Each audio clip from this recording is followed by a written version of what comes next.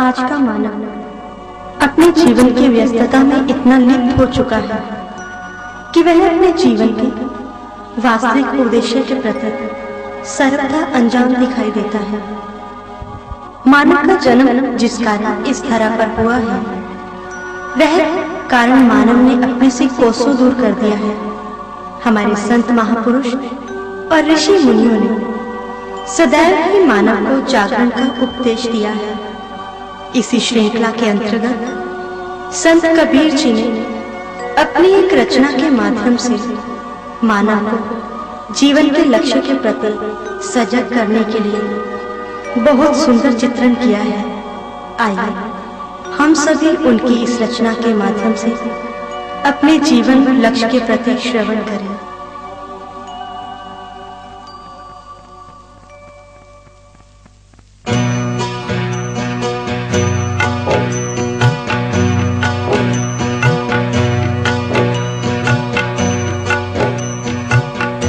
बीत गए दिन भजन बिना रे, भजन बिना।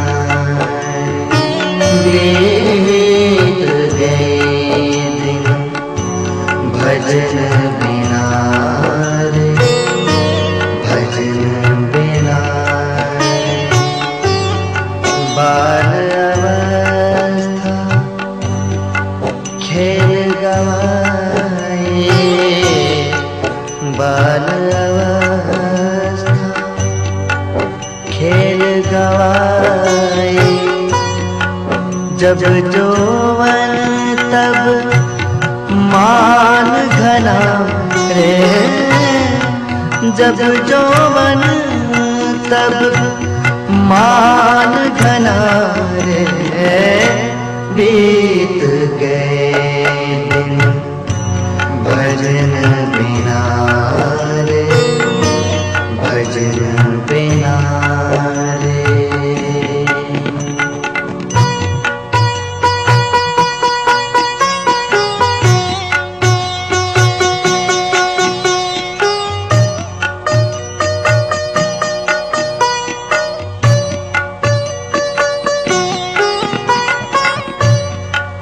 लाहे कारण मूल गायो,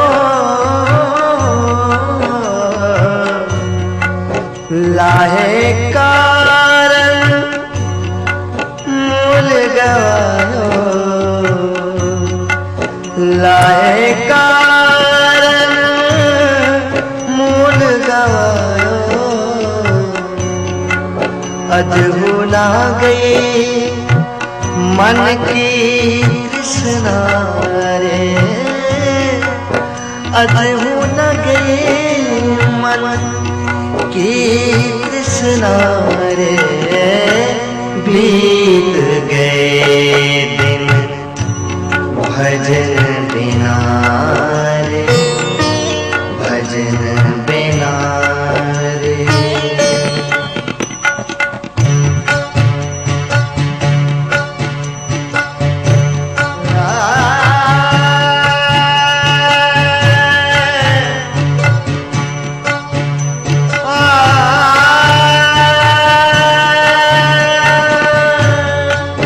कहत कबीर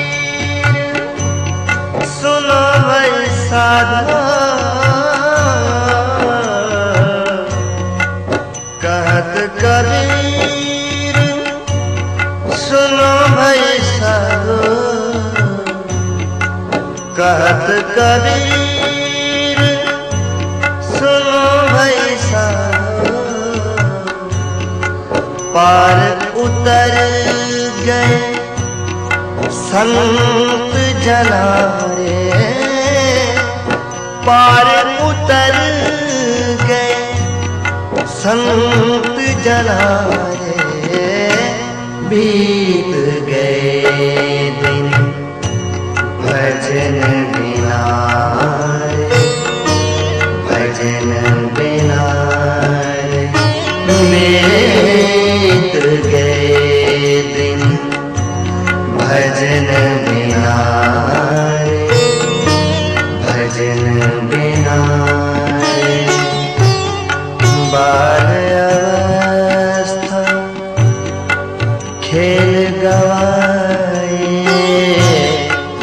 बाल अवस्था खेल गवाई, जब जौवन तब मान घना रे,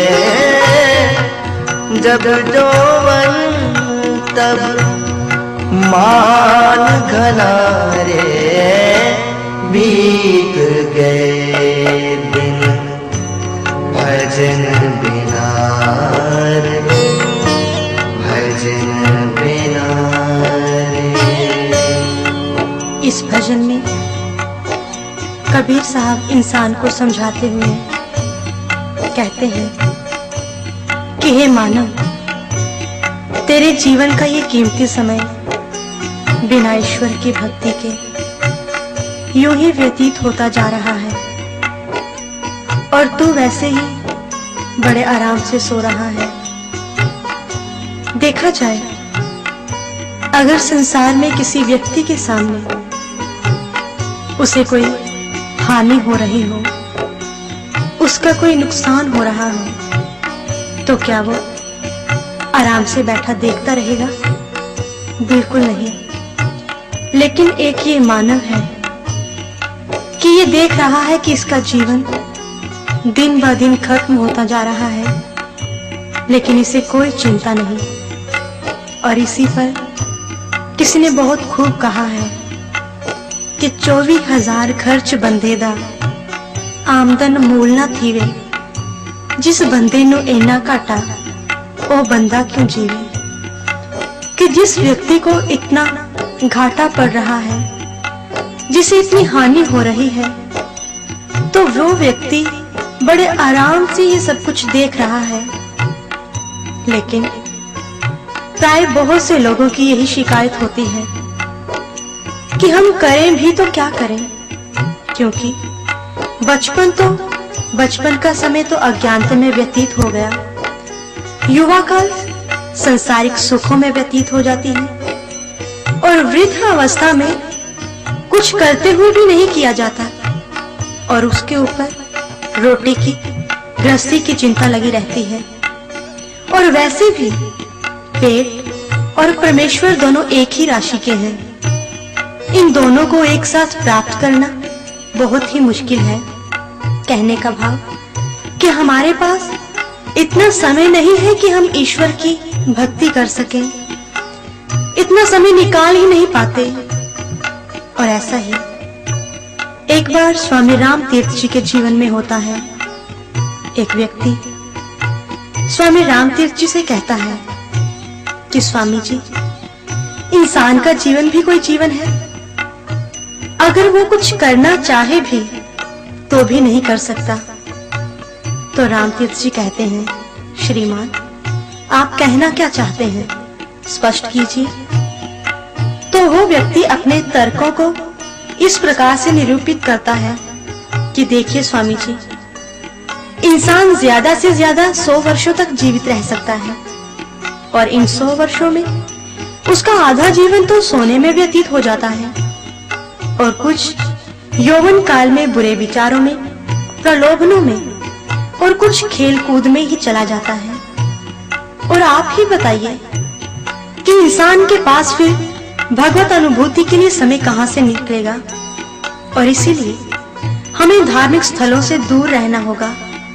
हमारे पास समय ही नहीं कि हम उस ईश्वर की प्राप्ति कर सकें, उस ईश्वर की भक्ति के लिए समय निकाल सकें। तो स्वामी राम तीर्थ जी उस व्यक्ति पर हंसे नहीं और ना ही उसका तिरस्कार किया। वो कहते हैं कि आप ही की शिकायत के साथ मैं अपनी एक शिकायत जोड़ना चाहता हूं। तो वह व्यक्ति कहता है, कहिए आप क्या कहना चाहते हैं। तो राम कहते हैं कि मुझे कोई इस पृथ्वी पर इतनी जमीन दिखाई नहीं देती कि जो मेरे लिए भोजन की व्यवस्था कर सके, जिसमें मेरे लिए भोजन के लिए अन्न पैदा हो सके।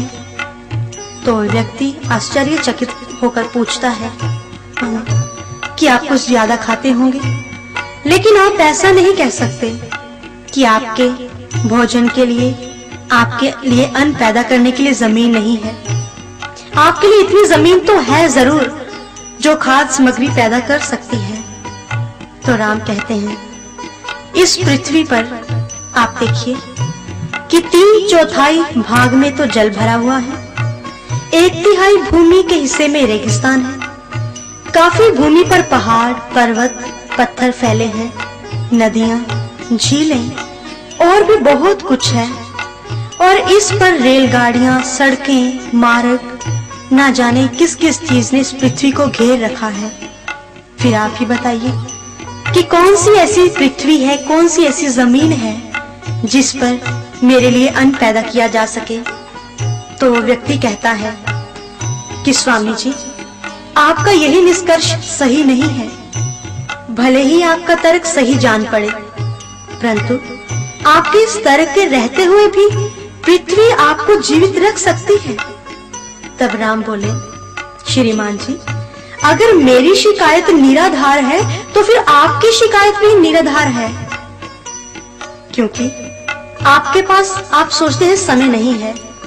अगर ये पृथ्वी मेरे लिए भौतिक भोजन की व्यवस्था करने के लिए सक्षम है तो आप भी आध्यात्मिक प्रयोजन के लिए पर्याप्त व्यवस्था कर सकते हैं।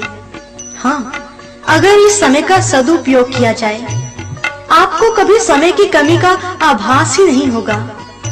जैसे कि हम संसारिक काम करने के लिए अपना टाइम टेबल बनाते हैं और सबसे पहले हम उस काम को करने की कोशिश करते हैं जिसे हम सबसे ज्यादा महत्वपूर्ण समझते हैं।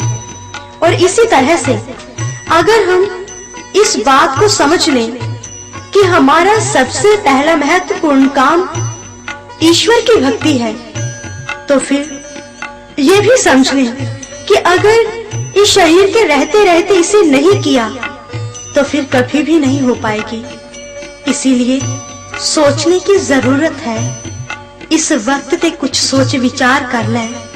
ए वेला नहीं फिर हथ आवने दा, टुटिया शीशा नहीं कारीगर जोड़ सकदा, भज्या मोती ना फिर गंढावने दा, टुटिया फुल ना डाली दे नाल लगदा, फुटिया दुध नहीं फिर जमावने दा।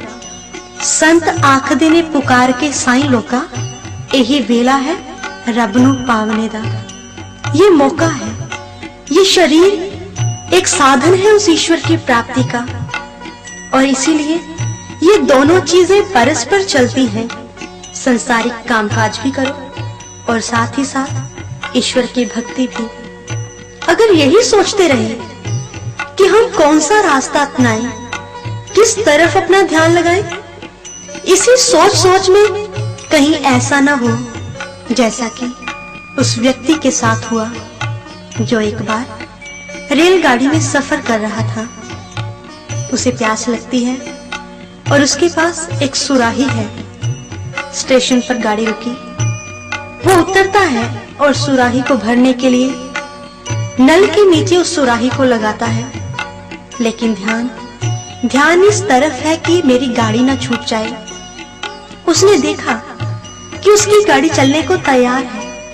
वो दौड़ता हुआ गाड़ी पर चढ़ता है और दुख की बात कि जब वो सुराही को देखता है तो सुराही तो खाली की खाली ही थी, क्योंकि उसका सारा ही ध्यान गाड़ी की तरफ ही लग गया। उसने ध्यान ही नहीं दिया कि उसकी सुराही नल के नीचे लगी भी है या नहीं। बहुत दुखी होता है, लेकिन फिर भी सोचता है कि चलो अगले स्टेशन पर भर लूंगा। अब जब अगला स्टेशन आया तो फिर वो उतरता है और जब वो दोबारा नल के नीचे उस सुराही को लगाता है तो उसके मन में यही डर था कि कहीं पिछली बार की तरह ये सुराही खाली ही न रह जाए। इसीलिए सारा ध्यान उस सुराही की तरफ लगा देता है। और जब सुराही भरती है तो जब सर ऊपर उठाया तो देखता है कि गाड़ी वहां से जा चुकी है। इसी तरह से ना खुदा ही मिला ना वसाले सनम, कि ऐसा ना हो कि हम जब इस निष्कर्ष तक पहुंचे कि हम कौन सा रास्ता अपनाएं, किस रास्ते को चुने, तो ये ना हो कि जिंदगी बीत जाए। क्षमा बुझ गई जब महफिल में रंग आया, जिंदगी ढल गई जब जीने का ढंग आया।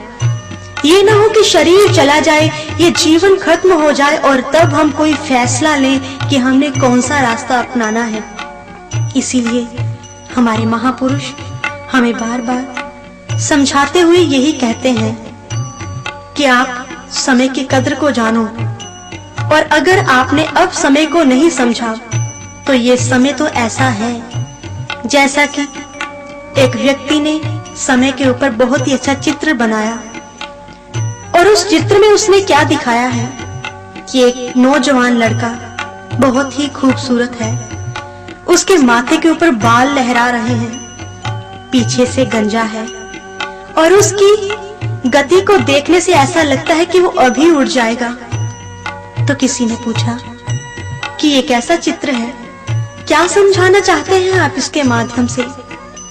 तो वो चित्रकार बताता है कि ये समय का चित्र है, और समय बहुत खूबसूरत है। जिसने समय की कदर को जाना है वो इसे आगे से पकड़ता है, और जब वो निकल जाता है ये हमेशा ही उड़ने को तैयार रहता है, और ये अगर एक बार निकल गया तो पीछे से इसे कोई भी नहीं पकड़ सकेगा। इसीलिए बार बार महापुरुष यही चेतावनी देते हैं कि है तेरे आगाज से साबित तेरा अंजाम भी, सुबह का होता बताता है होगी शाम भी। कि तुझे ये बीता हुआ समय बता रहा है, चेतावनी दे रहा है कि जो अब समय चल रहा है ये भी बीत जाएगा। इसलिए कबीर साहब भी कहते हैं, बीत गए दिन भजन बिना रे। बाल अवस्था खेल गवाए, बाल अवस्था खेल गवाए, जब जौवन तब मान घना रे, जब जौवन तब मान घना रे, बीत गए दिन भजन बिना रे, भजन बिना रे। हमारे महापुरुष कहते हैं कि इंसान बहुत ही एहसान फरामोश है। क्यों? क्योंकि जिस ईश्वर ने इसे इतना सुंदर जीवन दिया, इतना सुंदर शरीर दिया, उसे तो पीछे कर दिया और अपने जीवन को अच्छे ढंग से चलाना चाहता है। लेकिन याद है तो आबाद है, भूला है तो बर्बाद है। कि अगर ईश्वर को ही भुला दिया और सोचा कि इसके बगैर मैं अपने जीवन को अच्छे ढंग से चला सकता हूं, तो ये कभी भी नहीं हो सकता। क्योंकि इंसान ने अपने जीवन को कुछ हिस्सों में बांट रखा है। वो सोचता है कि बचपन खेलने के लिए, जवानी में और बहुत से काम हैं, और वृद्धावस्था में भजन सुमिरन किया जाएगा। लेकिन गुरबानी में आता है कि बाल, जवानी और वृद्ध फुन तीन अवस्था जान, कहो नानक हर भजन बिन बिरथा सब ही मान। कि ये कोई कंडीशन नहीं है, कोई शर्त नहीं कि आपने बुढ़ापे में ही ईश्वर की भक्ति करनी है। क्योंकि इस बात को गुरुवाणी ही नहीं, समस्त धार्मिक ग्रंथ भी कहते हैं, तजन तानि क्रमाणि तदा युस्तन मनोवचा प्रणाम येने विश्वात्मा सेव्यते हरिश्वरः। कि वही जन्म सफल जन्म है, वही कर्म ठीक कर्म है, वही आयु ठीक है, वही मन मन है, और वही वाणी वाणी है, जिसके द्वारा मनुष्य सर्व समृद्ध ईश्वर की सेवा आराधना करता है। क्योंकि हमारे इतिहास में ऐसे अनेकों ही बच्चे जवान हुए हैं जिन्होंने अपने जीवन में उस ईश्वर को प्राप्त किया और जिन्हें हम भी याद करते हैं। क्योंकि अगर हम ये बात कहते हैं कि बुढ़ापे में हम ईश्वर की भक्ति कर सकते हैं, तो पहले तो इस जीवन का ही भरोसा नहीं कि कब चला जाए। आज बचपन है, कल को पता नहीं जवानी आएगी या भी नहीं। जवानी के बाद बुढ़ापे का आना कोई जरूरी नहीं है। और फिर हम किस आधार पर कहते हैं कि वृद्ध अवस्था में हम भक्ति कर लेंगे?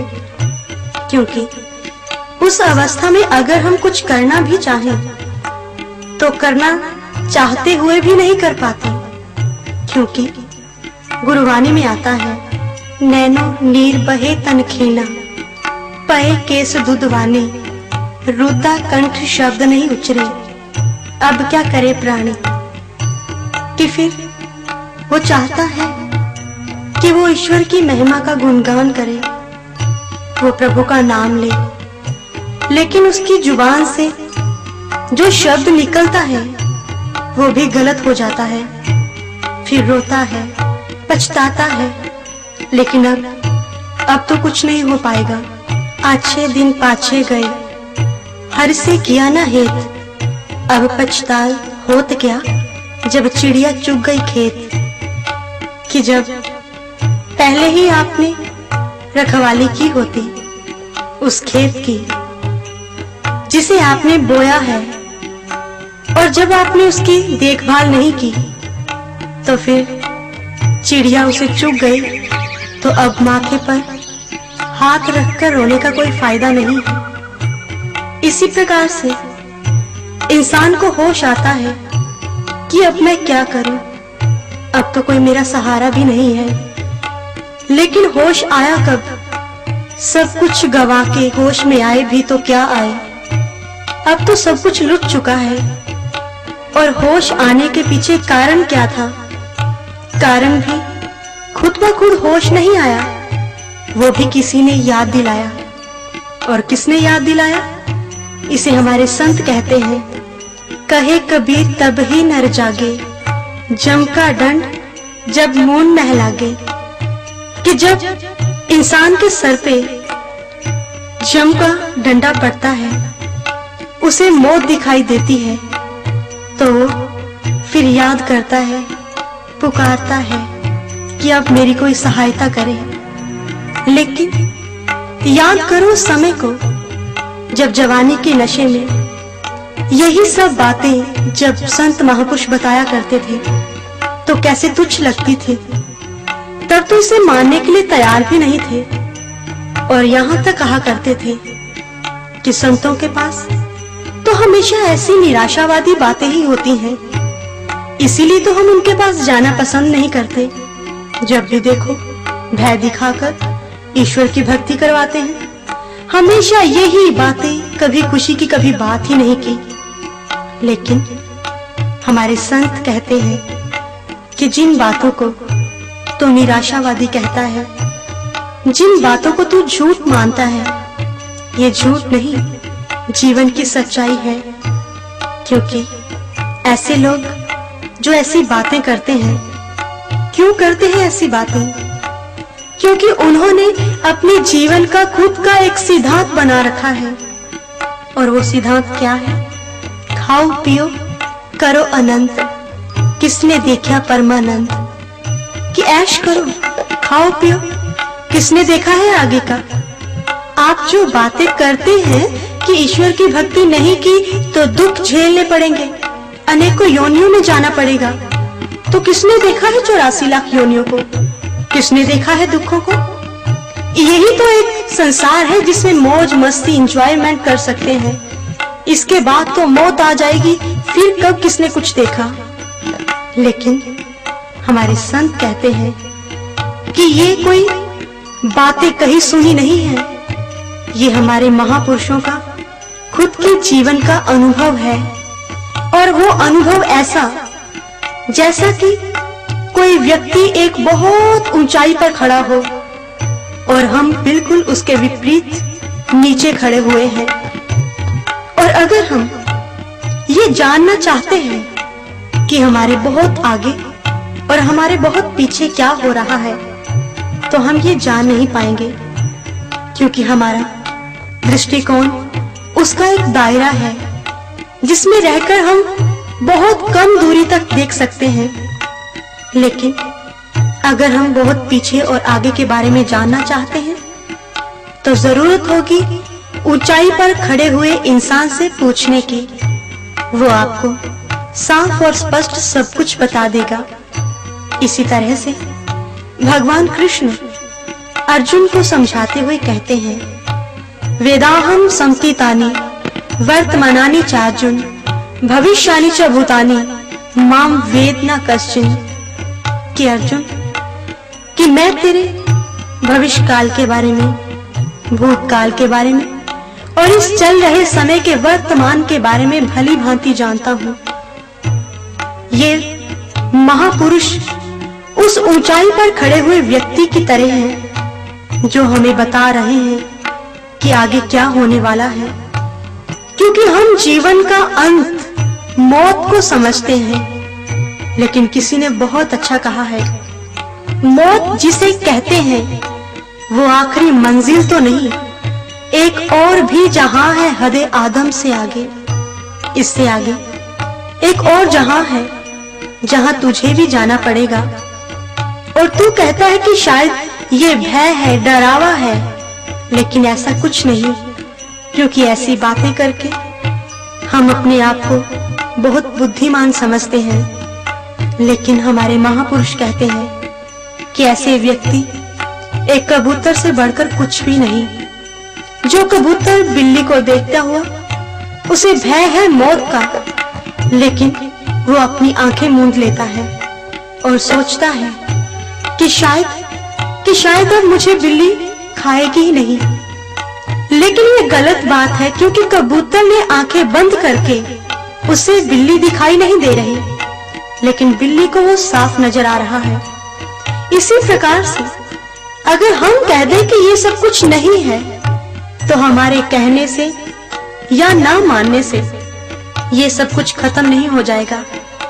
इसीलिए हमारे महापुरुष कहते हैं कि ये जीवन की सच्चाई है कि अगर इस शरीर को प्राप्त करके जल्दी से जल्दी उस ईश्वर की भक्ति को नहीं जाना, तो तुझे उन्हीं दुखों में दोबारा फिर जाना पड़ सकता है जिनमें से निकलता हुआ तूने इस शरीर को प्राप्त किया है। इसीलिए हमारे महापुरुष हमें समझाते हुए और क्या कहते हैं, आइए श्रवण करते हैं। लाहे कारण मूल गायो,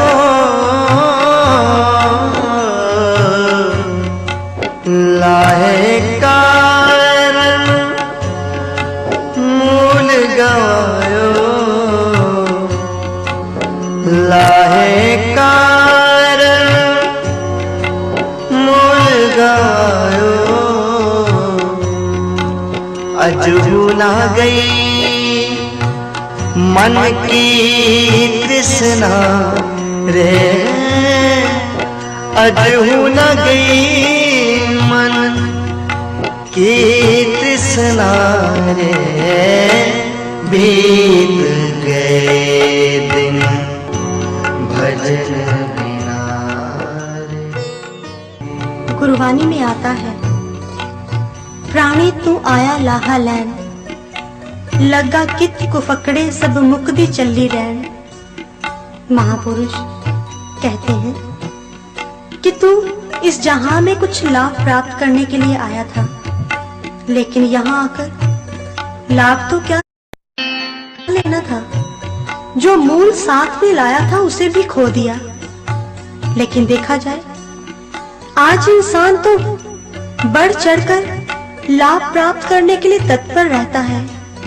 अपने व्यापार में, अपने कारोबार में हमेशा यही सोचता रहता है कि मुझे किस प्रकार से इसमें प्रॉफिट हो, लाभ हो, और अगर कहीं उसे इसमें घाटा पड़ भी जाए तो आत्महत्या तक कर लेता है। लेकिन हमारे महापुरुष कहते हैं कि ये लाभ हानि जिसे तू वास्तविक लाभ समझ रहा है, अगर ये तुझे घाटा पड़ भी गया, अगर तुझे हानि हो भी गई, तेरा धन चला गया, तो ये तो कभी ना कभी पूरा हो ही जाएगा। धन दोबारा मिल सकता है, लेकिन अगर ये तन चला गया ईश्वर की भक्ति के बिना, तो फिर दोबारा नहीं मिलेगा। इसीलिए तो उस लाभ को जान जिसे महापुरुष कहते हैं। अगर आज के इंसान को ऐसी बातें बताई जाएं, तो वो क्या कहता है कि मान लीजिए मैं ईश्वर की भक्ति करता हूँ, मैं ईश्वर की भक्ति करूंगा तो मुझे क्या लाभ होगा। तो ऐसा ही एक बार चैतन्य महाप्रभु के साथ हुआ। वो जब सत्य का प्रचार करते करते शहरों में जाते हैं, तो उन्हें एक व्यक्ति मिलता है और वो व्यक्ति कहता है कि महाराज, अगर मैं परमात्मा की भक्ति करूंगा तो मुझे क्या लाभ होगा। तो कहते हैं कि चैतन्य महाप्रभु उस वक्त रो दिए। रोने का कारण वो रोए इसीलिए कि ये कैसा इंसान है, बाहरी व्यापार कारोबार में तो लाभ ढूंढता ही है, लेकिन ईश्वर की भक्ति में भी यही सब कुछ ढूंढ रहा है। अरे इसे यही नहीं पता कि परमात्मा की भक्ति, उस ईश्वर की भक्ति तो खुद में ही एक ऐसा लाभ है जिसे प्राप्त कर लेने के पश्चात कुछ शेष नहीं रह जाता। लेकिन ऐसे व्यक्ति जो ये प्रश्न करते हैं कि भक्ति करने से क्या लाभ होगा, तो उनकी हालत उस व्यक्ति की तरह है जो एक बार धूप में बैठा हुआ था और एक व्यक्ति उसके पास से निकलता है और कहता है, भाई साहब आप धूप में क्यों बैठे हैं, चलिए आप छाया में बैठिए। तो वो व्यक्ति कहता है कि अगर मैं छाया में बैठूंगा तो आप मुझे क्या देंगे। कहते मूर्ख इंसान है, एक तो मैं छाया में बिठा रहा हूँ और दूसरा पूछ रहा है कि मुझे आप क्या देंगे। तो व्यक्ति कहता है कि भाई साहब देखिए, मैंने आज तक जिंदगी में कोई भी काम ऐसा नहीं किया, अगर मुझे कुछ नहीं मिले तो मैं कोई काम नहीं करता। इसीलिए अगर आप मुझे कुछ नहीं देंगे तो मैं छाया में भी नहीं बैठूंगा। ऐसे व्यक्ति जिन्हें इतनी अच्छी चीज मिल रही हो, वो उस चीज को अपने लाभ हानि के चक्कर में खो बैठते हैं। उन्हें पता ही नहीं कि वास्तविक लाभ है क्या। गोस्वामी तुलसीदास जी भी इसी विषय में कहते हैं कि ईश्वर की भक्ति ही खुद में ऐसा लाभ है जिसे प्राप्त कर लिया तो जीवन का कल्याण हो जाएगा। उन्होंने रामचरितमानस में लिखा कि लाभ की कछु हरि भक्ति समाना, यही गावे श्रुति संत पुराना, हानि की जग एह सम कछु नाही, भजई ना राम नर तन पाही। कि इस जीवन में अगर इस शरीर को प्राप्त करते हुए ईश्वर की भक्ति नहीं की, तो इससे बढ़कर हानि, इससे बढ़कर कोई घाटा नहीं हो सकता। इसीलिए उस परमात्मा की बंदगी करो, उसे जानो। अगर इस शरीर के रहते रहते उसे नहीं जाना, तो फिर कभी आप जान भी नहीं पाओगे। क्योंकि गुरबानी में आता है, इस काया अंदर लाहा, इस काया अंदर तोटा, कि केवल ये शरीर ही है जिसमें आप लाभ प्राप्त कर सकते हो, और इसी में ही अगर लाभ प्राप्त नहीं किया तो हानि तो होगी ही होगी। लेकिन इन सब बातों को इंसान समझ क्यों नहीं पाता? ना समझने का कारण क्या है? जैसा कि हम देखते हैं, अगर बाहरी तौर पर किसी व्यक्ति का एक्सीडेंट होता है, दिमाग पर चोट लगने के कारण उसे सब कुछ भूल जाता है कि मैं कौन हूँ, मेरा घर, मेरा नाम, मेरे घर वाले कौन हैं। लेकिन परमात्मा की तरफ से अगर दोबारा कहीं उसके सर पर चोट लगती है तो उसे सब कुछ याद आ जाता है। इसी प्रकार से इंसान का जन्म जब इस धरा पर होता है तो फिर हमारे महापुरुष कहते हैं कि उस वक्त इंसान का एक्सीडेंट हुआ। लेकिन कैसे? इसे गुरबानी में महापुरुषों ने लिखा, लिव छुटकी लागी तृष्णा माया अमल वर्ताया।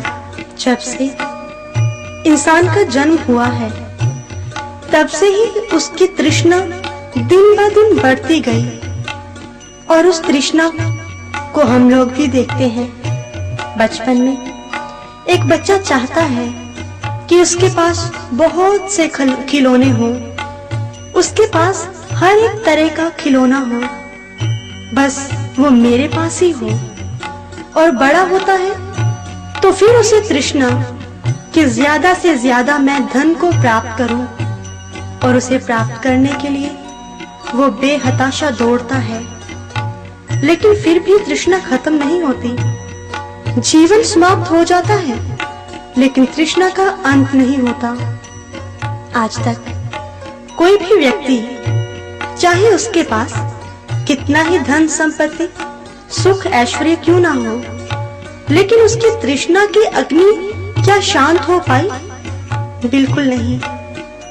पिंगला, जो कि एक वेश्या थी, बहुत कुछ है उसके पास, बहुत धनाढ्य लोग उसके पास आते हैं, बड़े बड़े सेठ, और उसके पास आके वो बहुत सी धन संपत्ति उस पे लुटा के जाते हैं। लेकिन पिंगला को लगता है कि अभी भी उसे किसी चीज की कमी है, लेकिन उसे समझ नहीं आ पा रही। एक दिन अपने घर के बाहर पिंगला बैठी हुई थी तो उसने सामने से देखा कि एक कोई ज्यादा अच्छे कपड़े नहीं पहन रखे, बहुत ही साधारण सा व्यक्ति चला रहा है।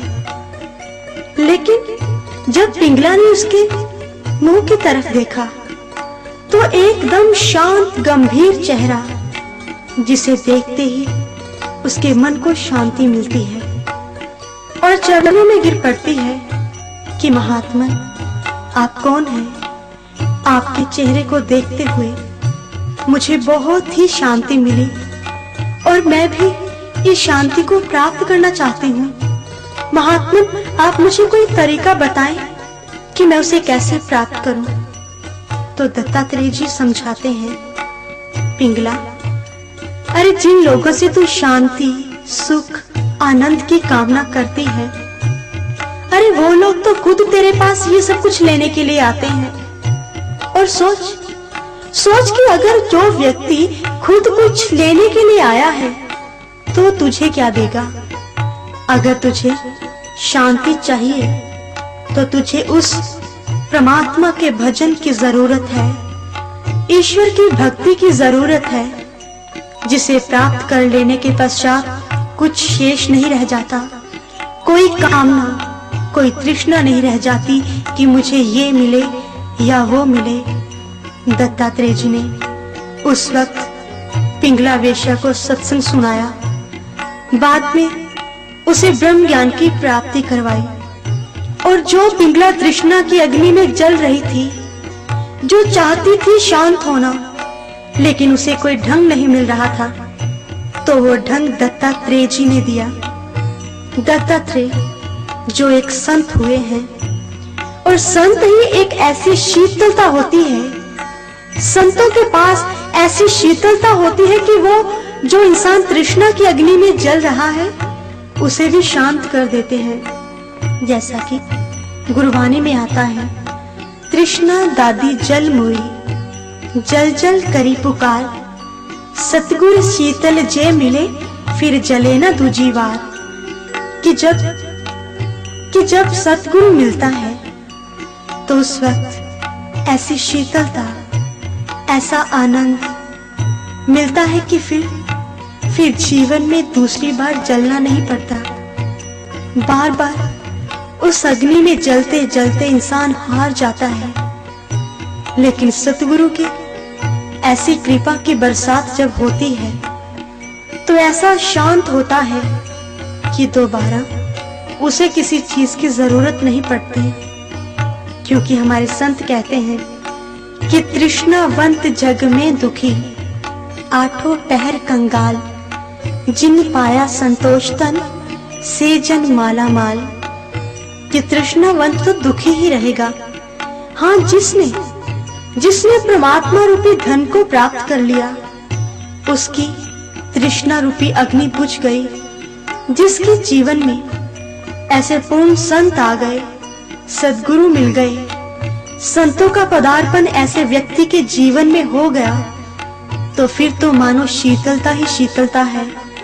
क्योंकि नहीं शीतल है चंद्रमा, हिम नहीं शीतल होए, शीतल केवल संत जन राम नाम धन होए। इस दुनिया में चाहे कितनी भी ठंडी वस्तु क्यों ना हो कोई भी, लेकिन संतों से बढ़कर शीतल ठंडक देने वाला और कोई नहीं है। और जब ऐसे संत हमारे जीवन में आएंगे, तो हमें भी उस मूल से जोड़ देंगे जिसे हमने खो दिया। और जब इंसान अपने मूल से बिछुड़ता है, तो फिर तो दुख ही दुख है। पतंग डोरी का सहारा लेकर आसमान की ऊंचाइयों को छू लेती है, लेकिन जब डोरी छूटती है तो वो अपना अस्तित्व भी खो देती है। फिर लोगों के पांव के नीचे रौंदी जाती है। एक पेड़ है, पेड़ जब तक अपने मूल धरती के साथ जुड़ा हुआ है, तो खुद भी सुखी है और लोगों को भी सुख देता है। लेकिन जब धरती से अलग हुई उसकी जड़, तो फिर खुद भी अपने जीवन को खो देता है और दूसरों का भी सहारा नहीं बन पाता। इसी प्रकार से जो हमारा मूल है वो ईश्वर है। इसी तरह से अगर हम भी अपने मूल से दूर रहे, तो हमारे जीवन का भी कल्याण नहीं हो पाएगा। जरूरत है हमारे महापुरुषों के द्वारा बताए गए मार्ग पर चलने की, क्योंकि वो ही एक ऐसा साधन, ऐसा मार्ग बताते हैं जिससे सभी तृष्णाएं, सभी कामनाएं समाप्त होती हैं। और किससे समाप्त होती हैं? तृष्णा बूझे हर के नाम। तृष्णा उस ईश्वर के नाम से ही खत्म होती है, और वो नाम, वो भजन केवल इंसान इस शरीर में ही कर सकता है। और यही बात तो कबीर साहब समझा रहे हैं। कहत कबीर सुनो भाई साधो,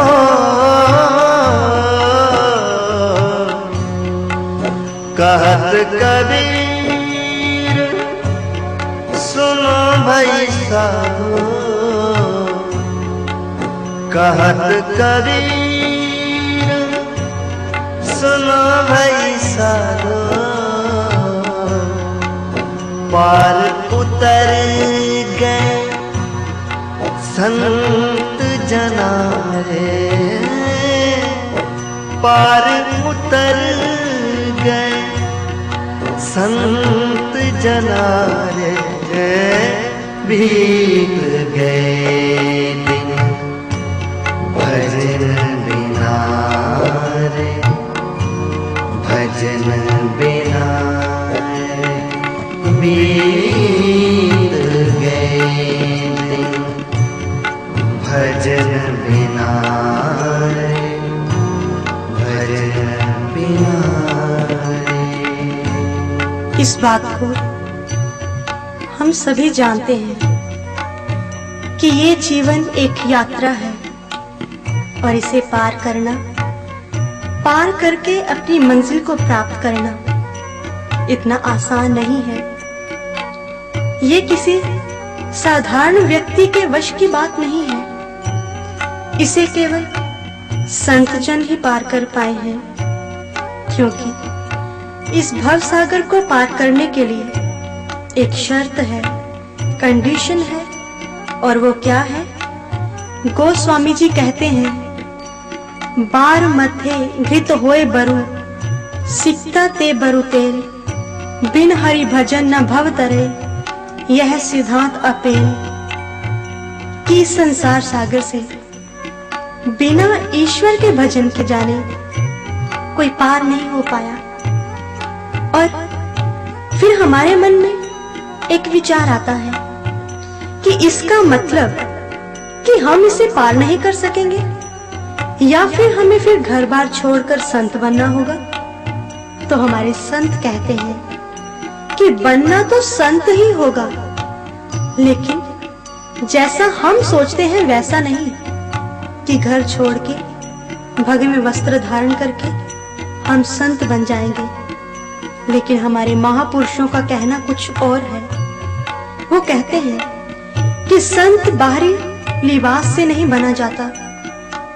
हर एक वो इंसान संत बन सकता है जिसने उस ईश्वर के भजन को जाना है। गुरबानी में आता है, जिन्ना सास गिरास न विसरे, हर नामा मन मंत, तानसो सही नानका, पूर्ण सोई संत।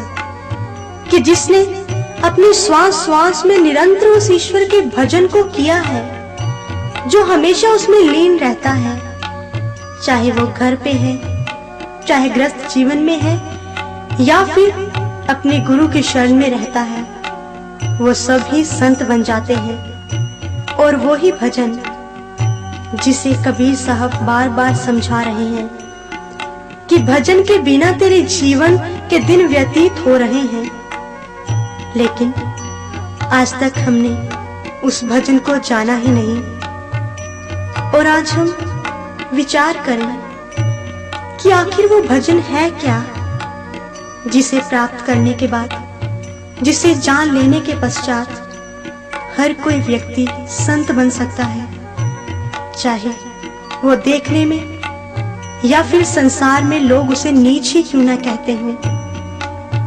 क्योंकि हमारे इतिहास में ऐसे अनेकों उदाहरण आते हैं जिनसे हमें पता चलता है कि कैसे संतों के सानिध्य को प्राप्त करके नीच से नीच व्यक्ति भी संत बन गया। सबसे बड़ा उदाहरण है अजामिल का। अजामिल जो कि लोग बहुत ही जिसे नीच समझते थे। एक बार उन्हीं के गांव में संतों की मंडली आती है, और जब संतों की मंडली ने किसी से पूछा कि यहाँ पर किसी भक्त का घर है, तो लोग मजाक के तौर पे कहते हैं, हाँ महात्मन, यहाँ पर तो बहुत बड़े भक्त रहते हैं, उनका नाम अजामिल है। तो जब संत अजामिल के द्वार पर गए तो जाके कहते हैं कि यही अजामिल भक्त का घर है। तो अजामिल रो देता है, महात्मन, मैं बहुत बड़ा पापी हूँ, मैंने एक वेश्या से शादी की है और आप हमें संत कह रहे हैं। तो वो संत उन्हें सत्संग सुनाते हैं, उस ईश्वर के बारे में बताते हैं, और जाते जाते उन्हें यही बेटे का वरदान देके जाते हैं, और साथ ये भी कहते हैं कि तुम उसका नाम नारायण रखना, और जब अंत समय तू नारायण को पुकारेगा तो वो ईश्वर तेरी सहायता करेगा। तो उस वक्त जब अजामिल का अंत आया, उसने नारायण को पुकारा, और कहते हैं कि नारायण ने पृथ्वी पर उतर के उसकी सहायता भी की। लेकिन नारद पूछते हैं भगवान विष्णु से, भगवान, अजामिल ने तो अपने बेटे को पुकारा था, फिर भला आप कैसे पहुंच गए वहां पर? तो विष्णु भगवान कहते हैं, इसके पीछे संतों का वरदान था, संतों के वचन थे। संत वचन पलटे नहीं, पलट जाए ब्रह्मन। संतों ने एक बार जो कह दिया उसे कोई पलट नहीं सकता। और उसी अजामिल को आज हम लोग संतों की गिनती में लेते हैं। कारण था संतों का सानिध्य प्राप्त होना, उस ईश्वर के भजन को जाना, ईश्वर की प्राप्ति होनी। और दूसरा उदाहरण गणिका का। गणिका भी कुछ ऐसे ही जीवन को व्यतीत कर रही थी। एक बार बरसात हो रही थी। बरसात में एक संत महात्मा भीग रहे थे, तो उन्होंने देखा एक जगह पर सूखी हुई जगह है, जहां खड़े होकर वो अपने आप को बारिश से बचा सकते हैं। लेकिन जब पता चला कि ये एक वेश्या का घर है, तो संत वहां से चल देते हैं। जब गणिका को इस बात का पता चला तो मन में बहुत ही वैराग्य पैदा होता है। गणिका, आज तेरे इस जीवन के कारण संत महात्मा तेरे द्वार से लौट गए, तो उनकी सेवा नहीं कर पाई, तो दौड़ी चली जाती है 2 चद्दरें लेकर। एक मैली है, एक साफ है। तो रुकी महात्मन पीछे से आवाज देती है, प्रणाम करती है और प्रश्न करती है कि महात्मन आप बताइए, इन दोनों चद्दरों में से धोबी के पास कौन सी जानी चाहिए, साफ वाली या फिर मैली? तो महात्मा कहते हैं कि धोबी के पास तो फिर मैली चद्दर ही जानी चाहिए। तो गणिका कहती है कि महात्मन, इसी प्रकार से फिर आपके सानिध्य में कौन लोग आते हैं? अगर मैं पापी हुई, मैंने नीच कर्म किए हैं, लेकिन आपका सानिध्य प्राप्त करके मैं भी महान हो सकती हूँ, तो फिर आप मुझे अपनी शरण में ले लीजिए। तो उस वक्त महात्मा उन्हें सत्संग सुनाते हैं, उन्हें ब्रह्म ज्ञान देते हैं और कहते हैं कि जब सुमिरन साधना से फ्री हो जाओ, टाइम मिले तो बाद में तोते को राम नाम का जाप करवाया करो, क्योंकि संत महात्मा जानते थे कि अगर गणिका खाली बैठेगी तो इसे अपने पिछले जीवन की याद आएगी। इसीलिए वो उन्हें व्यस्त करने के लिए ये काम सौंपते हैं। और इसे हमारे संत भी कहते हैं कि जो खाली मन है वो शैतान का ही घर हुआ करता है। ये मन भूत समान है, दौड़े दांत पसार, बांस गाड़ उतरे चढ़े, सब बल जावे हार। कि इस मन को तो उस परमात्मा के भजन के डंडे पर उतार दो, चढ़ा दो, बस इसी काम पर लगा दो, तो ही ये ठीक रह पाएगा। नहीं तो ये बड़े बड़े लोगों को भी पथ से गिरा देता है।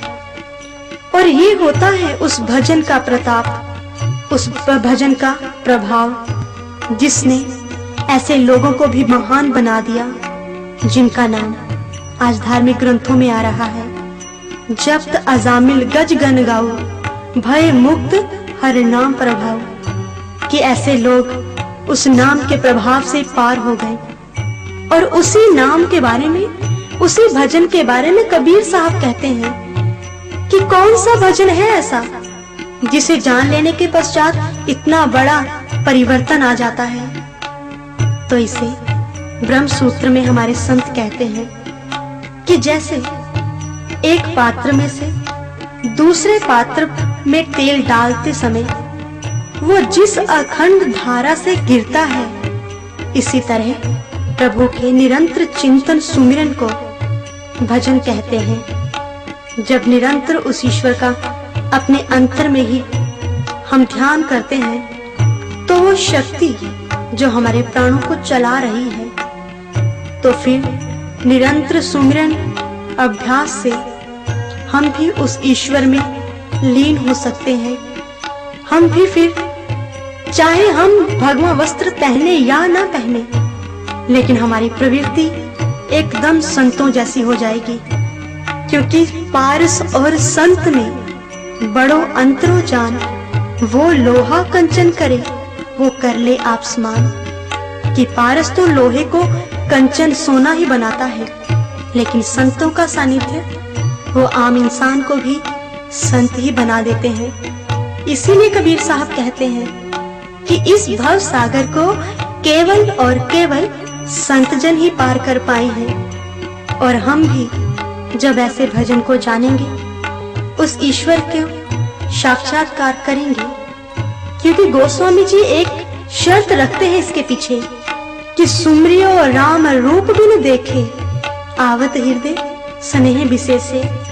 कि जिसने ईश्वर को देखे बिना भजन किया है, सुमिरन किया है, तो उसके मन में कभी ईश्वर के प्रति प्रेम नहीं पैदा हो सकता। इसीलिए पहले संतों की कृपा से, एक सद्गुरु की कृपा से हम उस ईश्वर को अपने अंतर में साक्षात्कार, उसका दर्शन करते हैं और उसके बाद उसके उस भजन को जानते हैं। श्वास श्वास उसका चिंतन करते हुए हम उसी का ही रूप हो जाते हैं और फिर इस जीवन यात्रा को हम बहुत ही सुगमता से, बहुत ही आराम से पार कर जाते हैं। इसीलिए गुरु अर्जन देव जी कहते हैं कि ऐसे सतगुरु के चरणों में, ऐसे सतगुरु के ऊपर मैं बलहारे जाता हूँ, जिसके सानिध्य को प्राप्त करके, जिसके पदार्पण से मेरे जीवन की यात्रा सफल हो गई।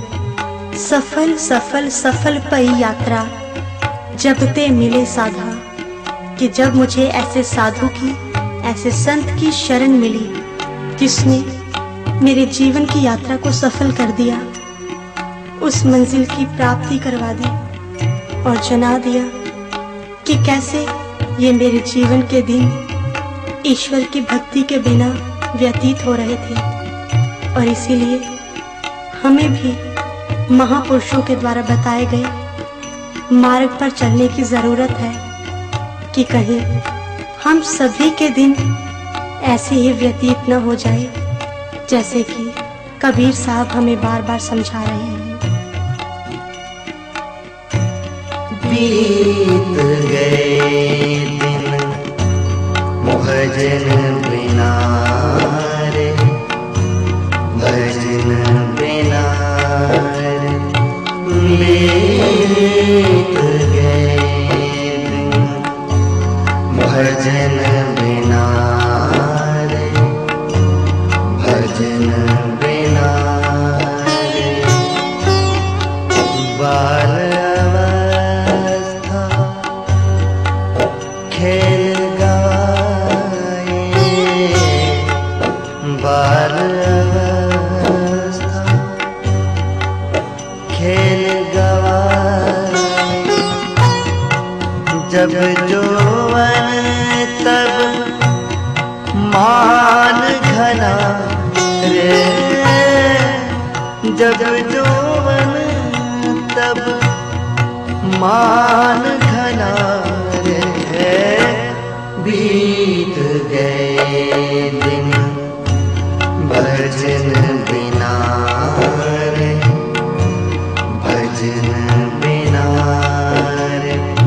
बीत गए दिन भजन बिना रे, भजन बिना रे, भजन बिना